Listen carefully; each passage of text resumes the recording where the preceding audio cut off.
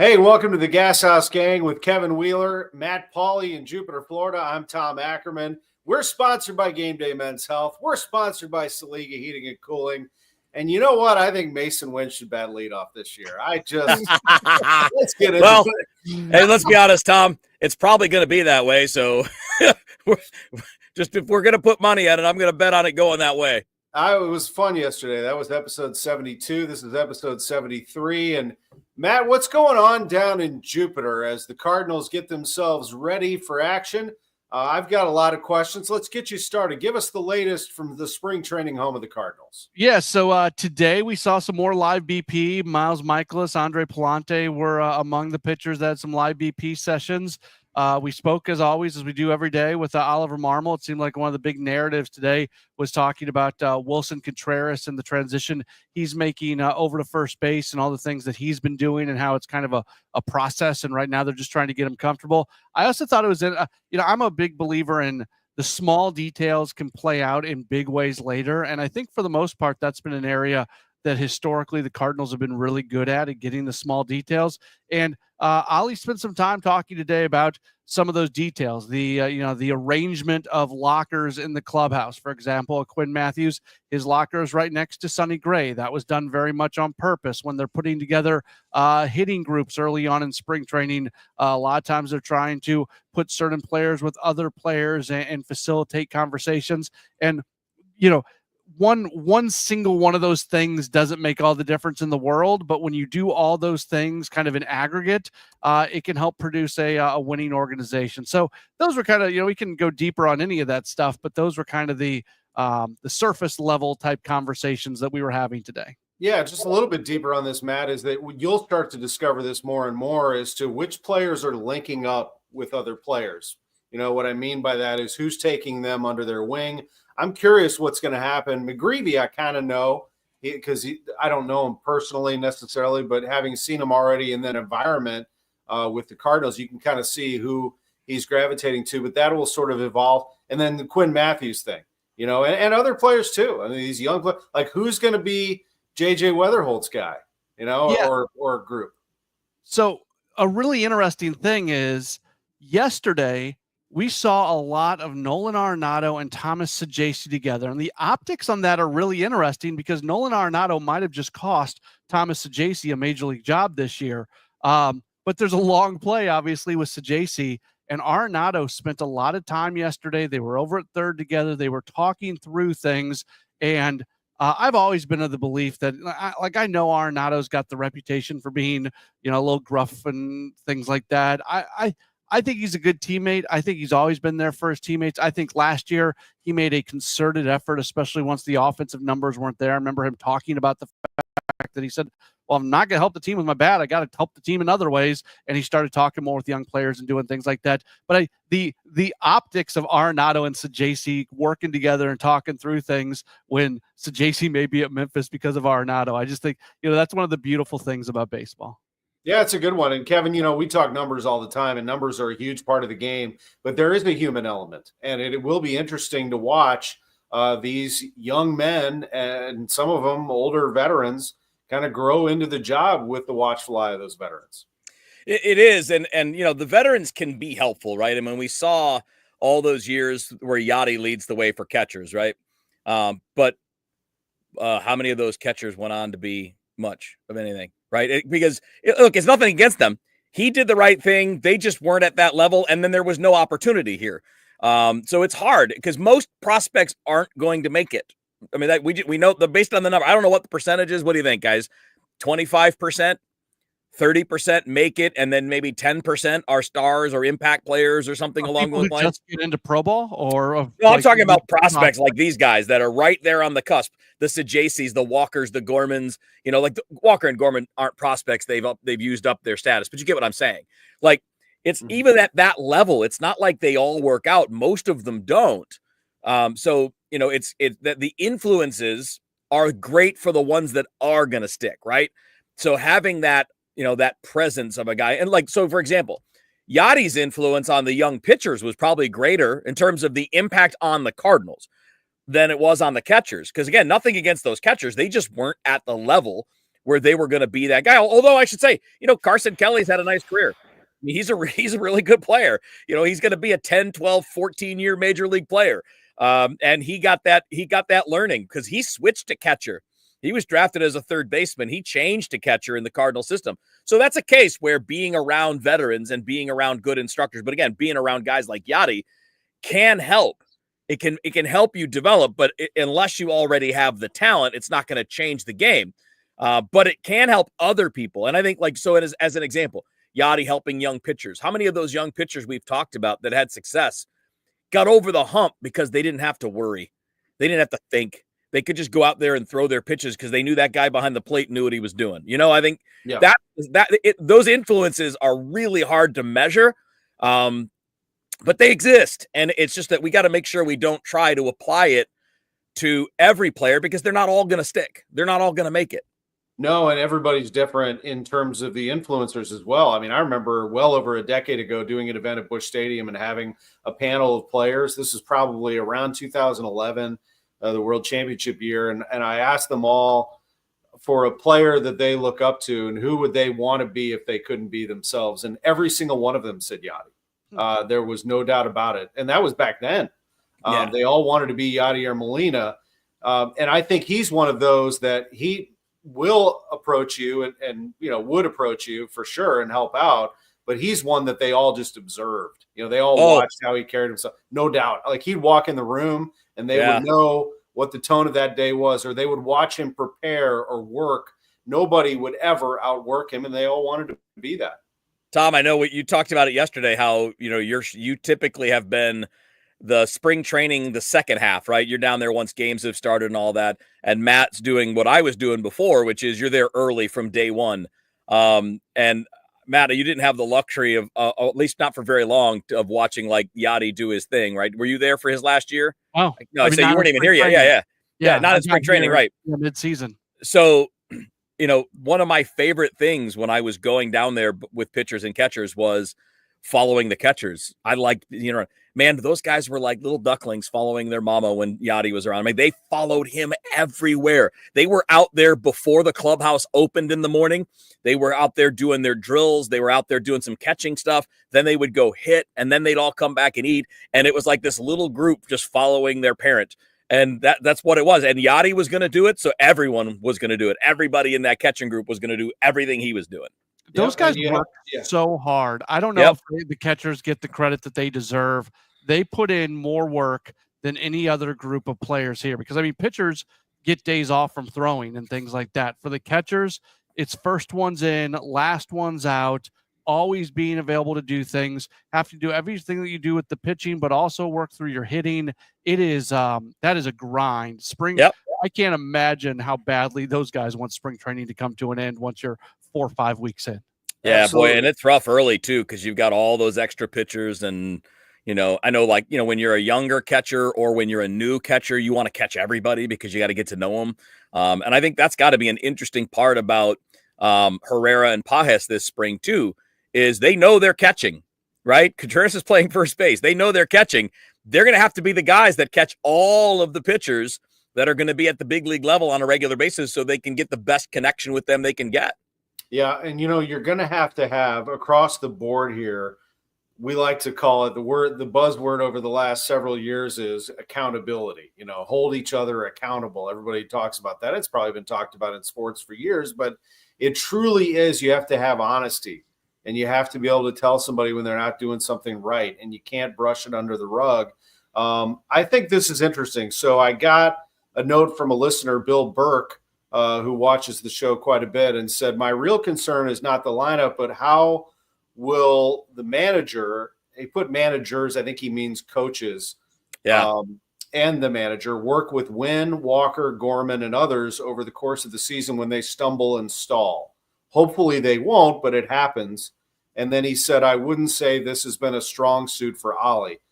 In fairness, I don't know. I don't know that Ollie's been put in this position yet. And so now he is, where he's going to play the young players. And Kevin, they are going to stumble. There's going to be that. So it is up to that staff. How do you see that in terms of importance and as a major theme this season?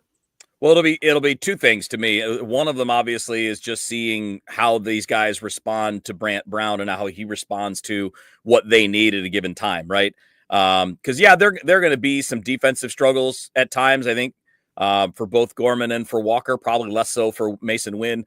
But that's why John Jay is on the staff, and I hope that John can help Jordan kind of settle down in the outfield. He has all the physical abilities to play out there. He can run. He's got a cannon for an arm. There's no reason he can't be at least a league average corner outfielder, and maybe even down the road better than that. And so there's that kind of side, right? How does the coaching staff help them with the specific things they're struggling with? But here's the thing where I don't want to say that it was Ollie's fault, because it's not. It's the situation of the team and what the team expects. But in the past, when those guys have struggled, they either sit or they go down. Mm-hmm.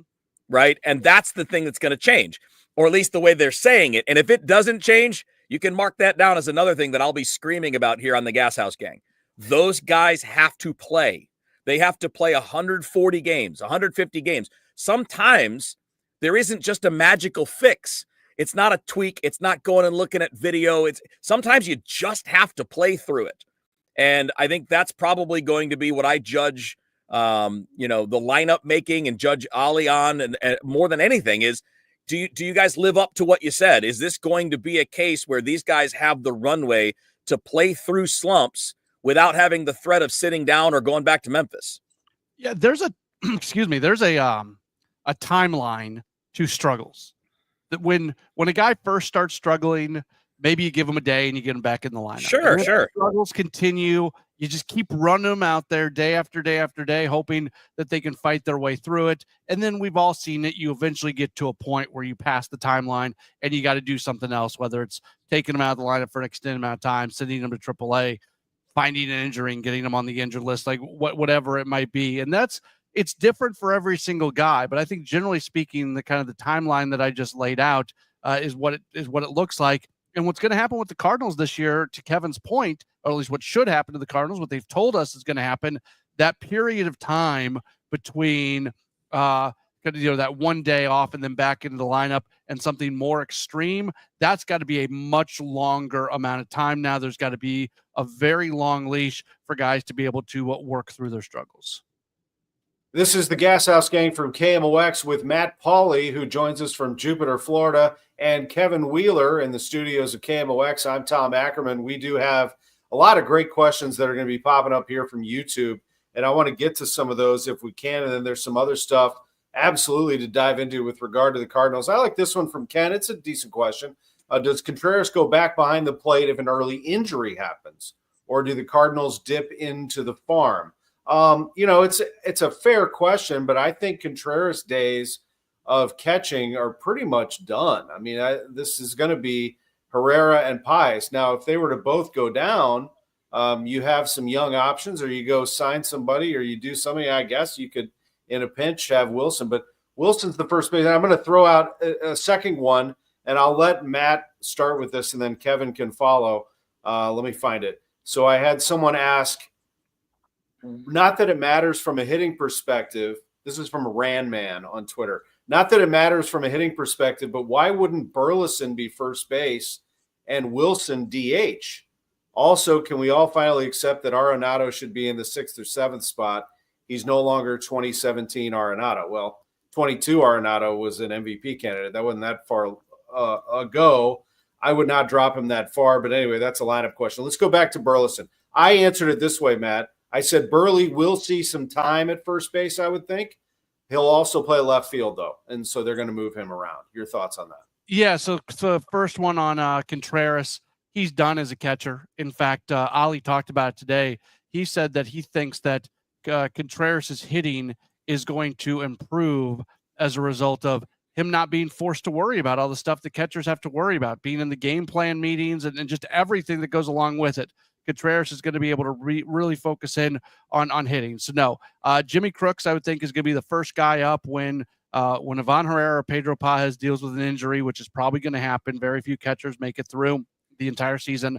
Crooks is probably the first guy. There's other guys in the organization that can step in if they need to. Contreras is done as a catcher. As far as that first base situation, Contreras is a really athletic dude. I think he's got the potential to be a very good defensive first baseman. I just put in, that's nothing against Burleson. I don't think we're going to see Burleson a lot in the outfield though, Tom.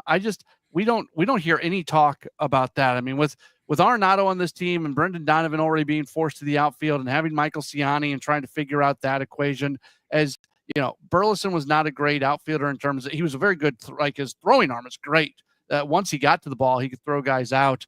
But that's not his strong suit. And I think Contreras is probably going to be a better defensive first baseman than even Burleson would be. Yeah, I think my point is, Kevin, that Burley could move there. Like if you needed to out of necessity, Contreras isn't going anywhere. He's first base or DH, period. Yes, by plan, but they should keep that open as an emergency. Like, for example, we've always watched the Cardinals be really cautious about playing their backup catcher or one of their catchers as a DH, right? They've never liked doing that. They don't like having that risk.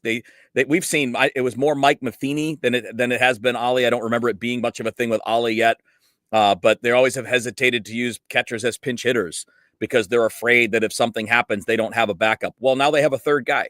Now you can be more aggressive in that regard, because the chance of an injury happening late in a game like that is pretty low. But if it happens, you have Wilson who can do that. You have Wilson who can slide back there and do the job. That, to me, the only way, no way are you planning on him going back there, right? That's not like, you're not going to start him there. You're not going to be like, yeah, he's our backup, or he's going to be the option if one of them gets hurt. I completely agree. Jimmy Crooks is the obvious. They may stash another depth guy who's a kind of a veteran AAA guy that they can have in case Crooks is banged up himself or whatever. But the presence of Contreras as the first baseman should allow the manager to be more aggressive with how he deploys Ivan Herrera when he's not catching. It should. He's there. I mean, like, you literally have a valid third catcher as your starting first baseman. So be aggressive with the usage on Herrera. Get him DH time. Use him as a pinch hitter in a spot late in the game against a left-hander. Don't hold him back because you're worried that your catcher might get hurt, because there's no need for that now. You've got the emergency plan. You probably have the best emergency catcher in baseball in Wilson Contreras. But no, other than that, no, the plan would not be for him to go back there. I'll say this. The first base situation with Burleson and Contreras. Burleson doesn't move well. He doesn't have lateral quickness. He doesn't have first step quickness. He was better defensively last year as a first baseman than he was as an outfielder, mostly because he's an incredibly slow runner. Like, he's in the bottom 10% in sprint speed in Major League Baseball, so it's hard to be a good outfielder when you can't get to anything. But that lack of quickness plays at first base too, and he's fine there. I think Contreras has the physical abilities to be better than fine. He moves incredibly well. He's got lower body flexibility, which Burleson does not. And, think about what the job of a first baseman is. The hardest thing they have to do is pick and throws, and those things happen all the time. You're going to have Mason Wynn throwing 96-mile-an-hour rockets from shortstop that are going to have two-seam spin and sink. They're going to bounce. Who's got the reflexes and the lower body flexibility and the hands to do that and to do it well? The guy that was a catcher. So, yeah, I think – I don't know that he's going to be good, but Contreras has the skill set, the raw physical tools to be an exceptional first baseman. Kevin, there were times last year where we saw Herrera and Paez in the lineup together when Contreras was on the injured list. I feel like Ollie went away from that fear of using both catchers. And if we're being really honest about this, let's go to a worst case scenario. Let's say you have Herrera and Paez in the lineup together and one of them gets hurt early on. The worst case scenario is you absolve the DH, and you're going to get 1, 2, 3 plate appearances from either a pinch hitter or a pitcher's just going to have to hit for himself. That's not the end of the world. Being scared to use those two guys together in the same lineup, game after game after game, the worst case scenario of that fear of one single game, you maybe being a little bit undermanned in one spot in the order, that is not a reason not to use. No, I'm with you. I argued that when it was Mike Matheny doing it. I think that it's important to understand that that's your worst case. But in this case, you don't even have to get to that. Right. I would definitely do that after I would put Contreras in. Like that would be the plan after I decide, you know what, Wilson, get your gear, buddy. We need you for 3 innings today. Let's throw a comment up there. Bill Morton asked, do you guys think if Walker and Gorman break out this season, do you see the Cardinals trying to lock them up long term? I would say probably not before Mason Wynn. Now, Wynn is 22. He'll be 23 next month. Walker's 22. Gorman's 24. So they're all generally around the same age. But Mason's got a step on them, don't you think, Kevin, in terms of locking them up and trying to, if they want to follow this Braves model, yes, they could go right down the line eventually. 100%. That should be their plan. They don't have any real long-term contracts. None. Who's the longest term contract they have for any real money right now?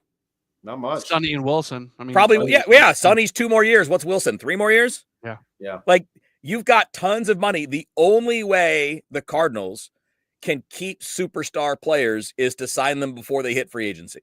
If Mason Wynn plays his 6 years out and he's as good as we think he is, I mean, look at what Perdomo just got for Arizona. And Perdomo can't even hit. He's a terrible hitter. He's a great fielder, but he's not a good hitter. He just got, what did he get? Ended up getting, Matt, like $12, $13 million a year for a glove-only guy? Yeah. If Mason Wynn is anything close to what we just saw as a rookie, if he's just the same guy every year for the next 5 years, he'll be an $18 to $20 million a year player on the low end. Was it that high for Perdomo? Because I want to say it was like 4 and 46. Yeah, it might be. I did the story this morning on KMOX, and I said that exact thing. I said something along the lines of, this could end up setting a parameter for Mason Wynn. $45 million. 4 year 45. So you're getting $11 million a year for a guy in his career who I believe is a below average offensive player. I think for his career, he's like 15% below major league average. Yeah. And a guy that you didn't have to do that with. No, they got Jordan Lawler coming. It was a weird deal. But again, that all impacts things. So Mason Wynn is now 5 or 6 years down the road. That means if Mason Wynn doesn't hit at all in 3 years, he's worth $12, $13, $14 million a year. If he doesn't hit at all, because Perdomo doesn't hit at all. Yeah, I mean, I would be looking to get Mason Wynn signed long-term as soon as I can. Find a way to give the 2025 version of the Ozzie Albies contract or the Ronald Acuna contract or whatever. And if Walker has a stable 6 months, do the same thing. Gorman's a little bit more interesting. I think a little bit more difficult question in that regard because he's closer to free agency. He's arbitration eligible next year. So he'll only have 3 years of team control after this year, which means he's going to cost more, and he's had the ups and downs. So it really depends. Like if he goes out and hits 40 bombs, okay, let's talk. Let's see what it takes. But I would say win right now. That would be my priority if I'm Chaim Bloom. That would be like day one priority for me if I'm Chaim Bloom is I want to get this guy signed to a 7, 8, 9 year deal because I think what we've seen is his floor. And his ceiling is Barry Larkin. Like his ceiling is an elite all-star caliber player. And if you can lock that guy in at that position for the next 8 or 9 years, do it. That's the challenge in all this, though, because we don't know what Chaim. I guess you can go back and look at his Red Sox days, but he never really got much of a chance there. No, he didn't. What's it going to look like with Chaim Bloom running the Cardinals, and how different is it going to be, and what is going to be his MO? Is he going to be the guy who's going to try to lock guys in and buy out arbitration years? Is he going to be somebody who's more willing to move on from those type of players and continue to be supplementing from the farm system and be very picky and choosy when it comes to players that they lock into long-term deals? We just don't know what the baseball operation is going to look like under him. And as an example, I could see like getting to the end of this year if Gorman has a good year and be like, JJ Weatherholt's coming. We don't really want to commit an 8-year deal or something like that. So and they're not all 8-year deals. Maybe some of them will be, you buy out 1 year free agency instead of, 5 years of free agency or whatever. But the point is that I think that if they identify players that they feel are legitimate impact players, then the way to keep building this team moving forward is not to go out and shop in the mid-level of free agency to keep filling your roster. It's to lock your guys up. It's to lock the guys up that you think are really good. So if Herrera has a big year at the plate this year, lock him up. I don't care if you have more catchers coming. Teams always need catchers, man. You can always trade those. You can always use two of them. You can always DH somebody. I think that's the play rather than having to go get your impact from the outside like you have with Contreras and Arenado and Goldschmidt and on and on. The Gashouse Gang, sponsored by Saliga Heating and Cooling and Game Day Men's Health with Matt Pauley and Kevin Wheeler. I'm Tom Ackerman. Glad you're listening to us on KMOX or on replay or watching us live on YouTube, where you should be subscribing to KMOX Sports or The Bernie Show. Our pal Bernie Miklasz, also part of this show, does his own video series. It's fantastic. Speaking of contracts, which we just talked about, the Boston Red Sox, the former team of Chaim Bloom, they are starting to get active here. So they've signed Alex Bregman. We know that. Now there's this drama going on behind the scenes. Rafael Devers told reporters, no, I'm not moving off third base. And I don't want to DH. I want to play third base. That's what I want to do. So that's gotten things stirred up. And then I just saw the betting favorite to land Vladimir Guerrero Jr., the early betting favorite when he becomes a free agent at the end of this year, is the Boston Red Sox. Now, there will be a lot of teams kind of jockeying for position there, Matt, but this is going to get interesting here where Vlad ends up going. He obviously has still a lot ahead of him, big booming bat, great family history. It's going to be interesting to see where he goes. Dynamic player who can impact the game in a whole lot of ways. And I know we'll get to it, so let's touch on it. Does this guy fit in as a Cardinal? And that's actually where I think how the team plays this year could play. You know, I hate that I always bring up Milwaukee stuff because I was there for years, but in some ways what's about to potentially happen with the Cardinals reminds me of something. I believe it was 2017. The Brewers were pretty good. They didn't make it to the playoffs that year, but they were in playoff contention until 1 or 2 days left in the season. They weren't planning to contend, and then all of a sudden they had a pretty good season, and they completely changed their offseason, and that was the offseason where they went and got Christian Yelich and Lorenzo Cain because they said, we think that we can actually do something in the next year. They had a great year. They got all the way to Game 7 of the NLCS before eventually being knocked out by the Dodgers. So if I'm going to apply that standard to this standard, I think if the Cardinals do overachieve this year, if the Cardinals do find out that Jordan Walker and Nolan Gorman and guys like that can be middle of the order run producers, if J.J. Weatherholt gets here and he gets on the route of being an impact player, if Quinn Matthews and Mason Wynn and all these guys kind of do the things that we think they might do, and all of a sudden this turns out to be a pretty good team this year, that might move up the timeline a little bit where they've openly spoken about, yes, payroll comes back this year, but when they're ready to compete again, they're ready to go spend some more money. Maybe just, and it's a less than 50% chance. I think it's a bit of a pipe dream because it's going to take a lot of money and it's going to be probably a swimming pool that is going to be a little bit too big for the Cardinals. But if they do feel like, okay, this is the chance for us to jump back in, that would be a big time dynamic bat added to the team. You think it's possible, Kevin? Not really based on how they operate, but it should be. So look at the team's payroll. They only have $73 million on the payroll for next year as of right now, not counting arbitration and things along those lines. And I think it's only $45 million the year after that. And they don't have any long-term commitments beyond that. Now, like to me, that's a player you make the exception for. This is the argument that we had about Bryce Harper at the time that Bryce Harper was a free agent, right? Normally, I would not make that move if I'm the Cardinals. I wouldn't make that run on a 30-year-old free agent or a 32-year-old free agent or a 29-year-old free agent. When you get a guy that's 26, 27, who is at that level, that would be the exception. But do we think this team is going to go out and spend $500 million on a player? Because that's what it's going to take. Yeah. He's going to be $40 million a year for at least 12 years, if not 15 years. I mean, he's not going to get the $760 that Soto got, in part because he's a first baseman, and he's also not been as consistent as Soto has been. But he's going to be 2/3 of that at least, right? I mean, he gets out there in free agency, and you've got the Yankees who have first base opening up at the end of the year because Goldschmidt is a free agent at the end of the year. You have the Red Sox, although I think putting them as the favorites a little weird because Tristan Cassis might go hit 30 home runs this year, and then why would you sign a big money first baseman? But Houston could be in play on that. They've let some big guys walk away. They've got a lot of money. It's a franchise with money. Seattle needs a slugger. They might open up the bank. The Mets are always a threat. What if Pete Alonso opts out? You could easily see the Mets go out there and throw that kind of money around. Who else could be in that team? It could be the Nationals, because they've got a boatload of young guys, and that could be their anchor moving forward, and they have money. It's a big market. So if he's out there, you're going to be competing with at least 6 or 7 or 8 other big market teams that are going to be in the bidding for that.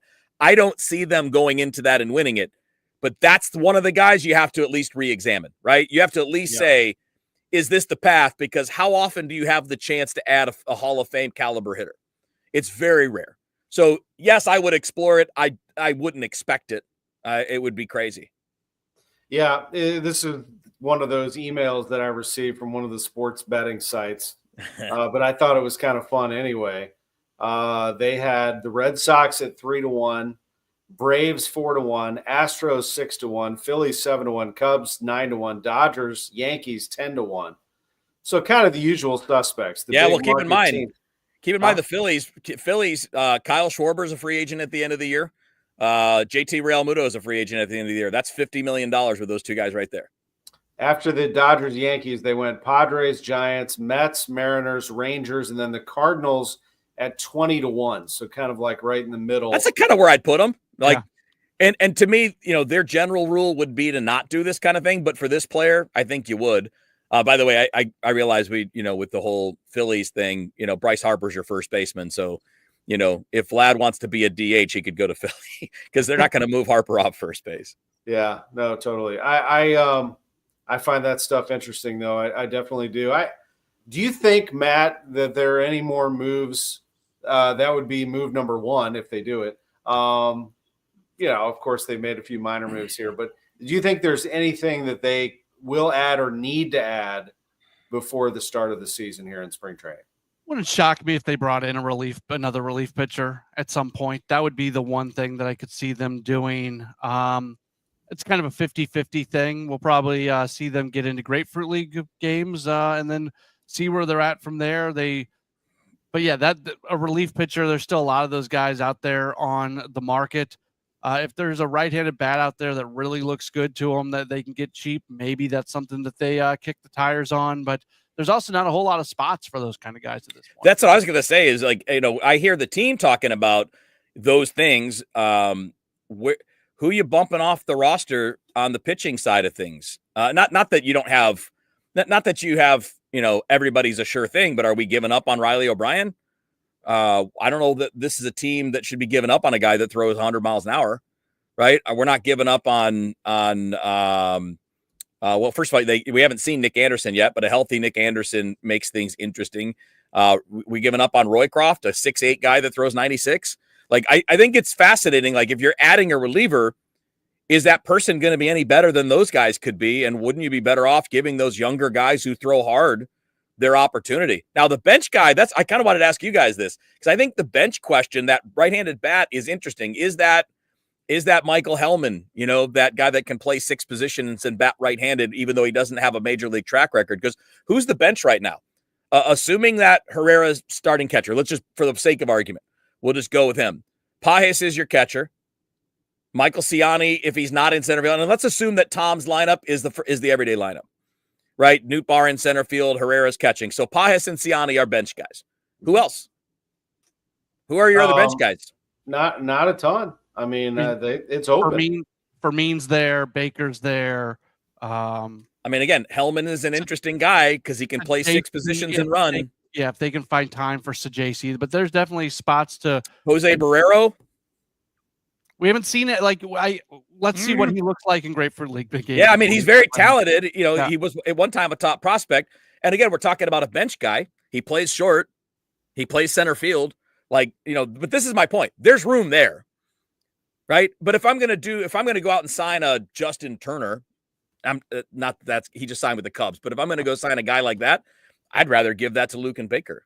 Yeah. The problem is Luken Baker doesn't give you any defensive ability at all. Baker just has to show in spring, his ability to hit home runs against Major League pitching. That is his only route to be able to, home runs and doubles against Major League pitching consistently against left-handers, which we saw a little bit of a flash of it, but I don't think we saw enough of it for him to be guaranteed a job. Yeah. The Gashouse gang from KMOX. We are coming to you by way of Jupiter, Florida through Matt Pauley here in St. Louis, Kevin Wheeler, Tom Ackerman, where it is going to snow a little bit more today, and it is single-digit weather. Guys, talking about spring training and about pitching, I'm curious, Matt, what you're seeing down there in terms of swing and miss pitchers. This is something that we've talked about a little bit on the side and wondering if the Cardinals are going to try to ramp up that. I think for years we talked about the Cardinals pitching to contact, letting the defense make plays. Kind of like seeing some horsepower back there.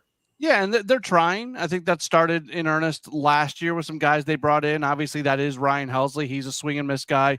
Jojo Romero was a swing and miss guy for much of the year last year. Kevin just mentioned Riley O'Brien. You dream of what he can become. Same thing with a Chris Roycroft. There's not a lot of swing and miss in the rotation. I think Sonny Gray's strikeout rate was a little bit better last year than we expected it to be, but that's kind of it. The Cardinals have always lagged behind on that. I would assume that is going to change with the next regime, but even with this current regime, we're seeing a little bit more of it, and it's a big deal, especially for the playoffs. If you want to be a team that can go through deep playoff runs, you got to have pitchers who can get strikeouts. And Kevin Quinn Matthews is absolutely a strikeout guy. The guy struck out 200. He definitely was to the minors. Last year. That's insane. That's like over 40% of the batters he faced.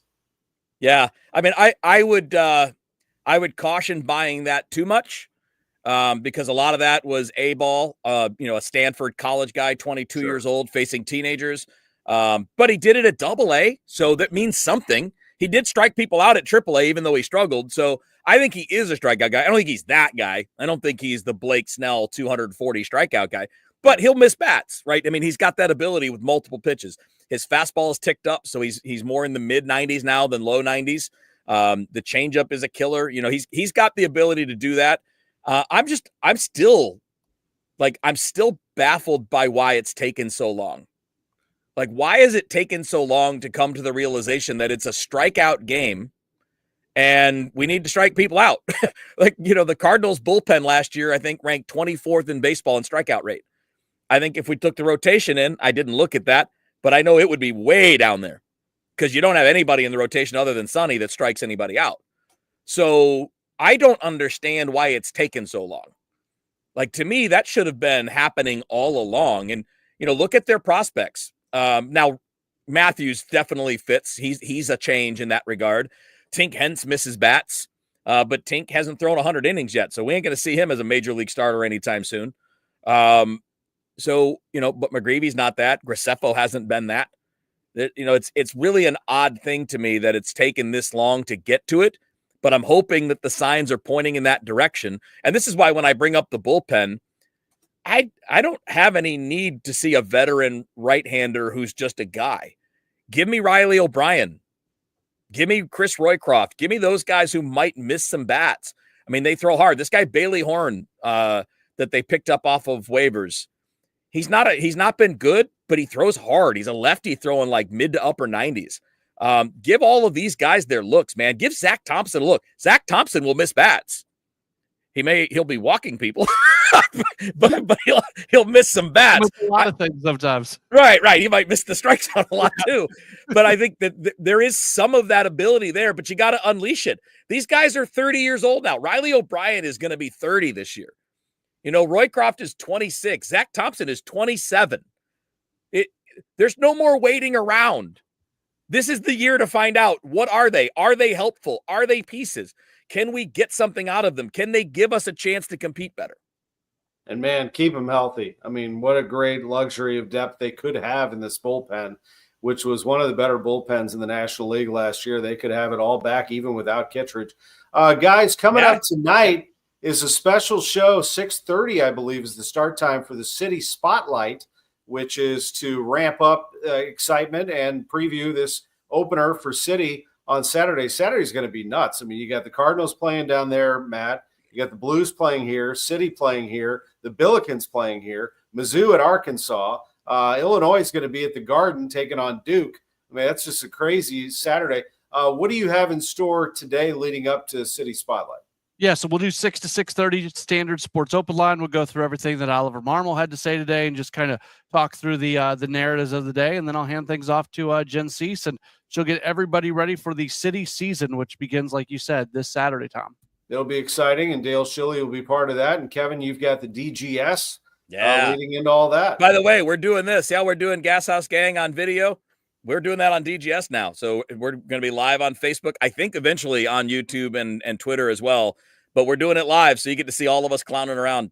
I heard you guys were doing that. That's good. Yeah, that's pretty sweet. That'll take on a life of its own, without a doubt. Gentlemen, always a pleasure. Matt, thanks for all the great stuff down in Jupiter, and we will catch you soon. Thanks to our producer, Drew Young. I'm Tom Ackerman. This has been the Gashouse Gang.